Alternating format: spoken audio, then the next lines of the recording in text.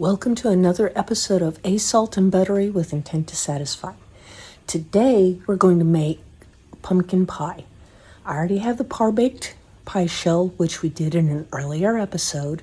Okay, now this time I didn't have time to let it freeze the way I was supposed to. So, as you can see, we've had some shrinkage. It is still a perfectly good pie shell. Okay, it's not quite as pretty as it could be. If I'd taken the time to freeze it, then it would have turned out better. Okay, so now I'm adding the sugar.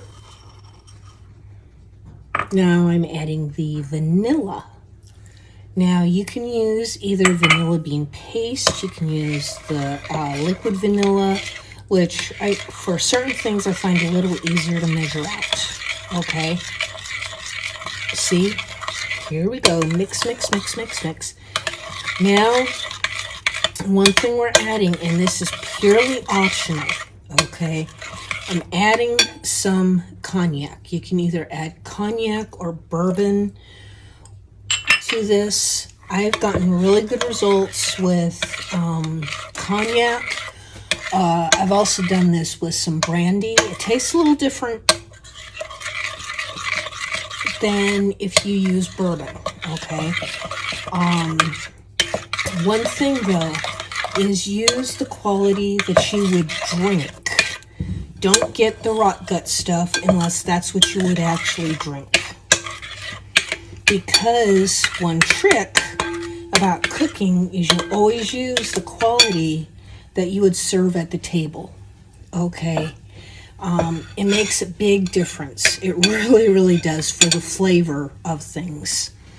And then if you're using a wine to cook something, if you use the quality of wine that you're going to be serving with the meal, if you use the same wine that you're going to be serving with the meal, then the flavors go together so much better than if you use a cooking wine, which is heavy in salt and tends closer to vinegar than wine, okay?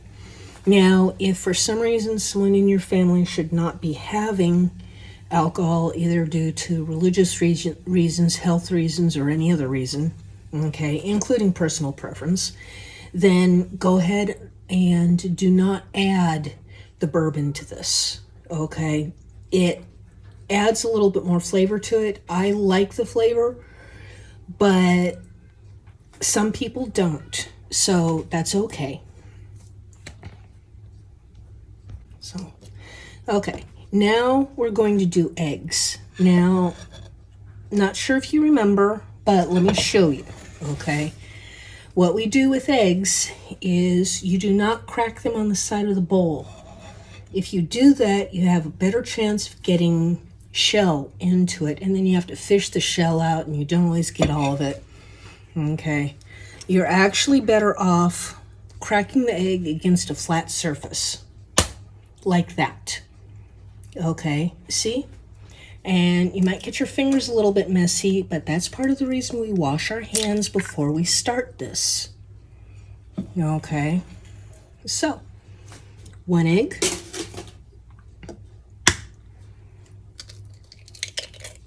2 eggs, 3 eggs. There we go. Okay. Now, mix this together really well. Okay. You can pre-mix the eggs before you even add them, but I wanted to make sure you saw how to crack them properly. I was originally taught to do it against the side of a bowl, and I always ended up having, well, not always, but quite often ended up having little bits of eggshell in my stuff. So I actually usually prefer to crack the egg and mix it in a bowl to get it all mixed together really well and then add it. Okay, but we seem to have done pretty well here. Now, let's go ahead and pour this into the pie shell.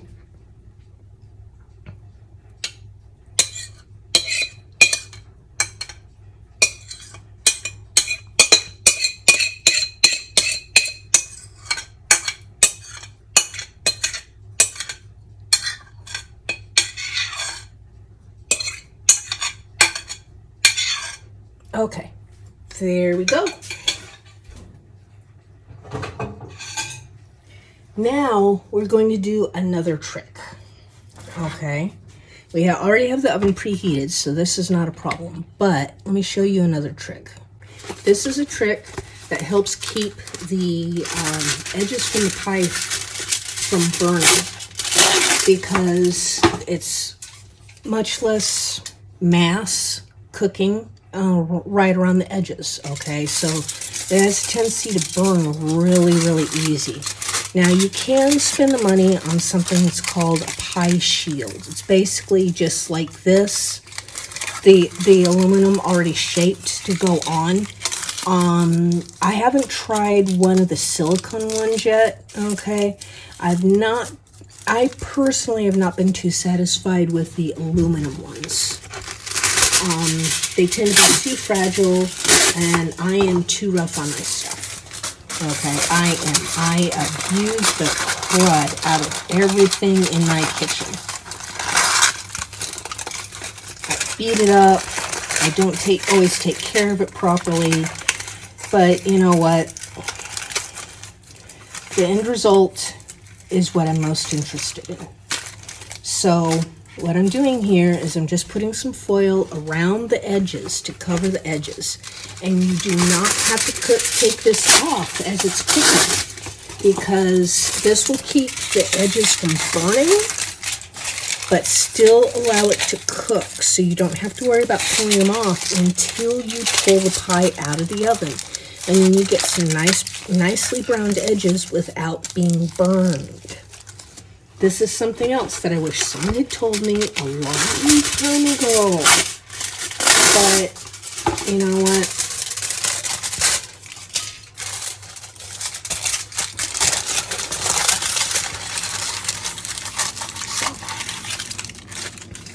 Now, this will go into a 350-degree oven we're going to start it at about 40 minutes, and then we're going to check it. Okay, now we could just leave it in the oven for a full hour and hope for the best, but I'm going to check this in about 40 minutes, and when it's done, I will bring it out and I will show you what it looks like. Okay, thank you.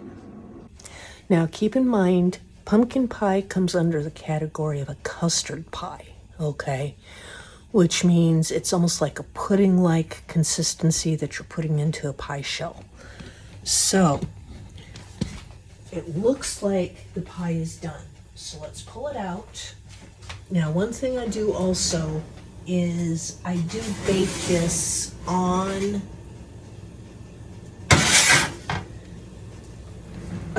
a sheet of some kind in case there's spillage. Now, let's take a look here.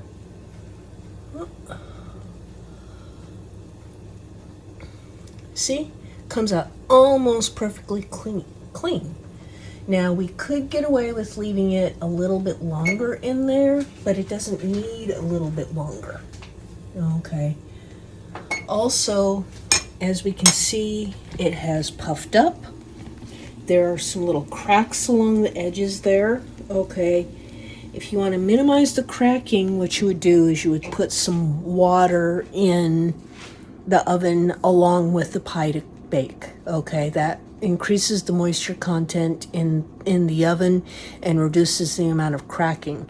That's really, really useful for making a cheesecake. Okay, just a little tip. But now, let's go ahead and pull the foil off the edges here. See? Once again, we still have some shrinkage from the original pre-baking, okay? But the edges of the pie crust are not burned. That's the trick with the foil, okay? Like I said, there are a couple tricks with this, but now we have a perfect pumpkin pie ready to serve however you desire. And tastes really good plain too. Okay. Anyway, so this is an excellent pumpkin pie recipe. Once again, everything will be included. Let me know what you think. If you come up with an alternative that tastes really awesome, please let me know. I'd love to hear about it. So once again, this is A Salt and Buttery with intent to satisfy. Thank you.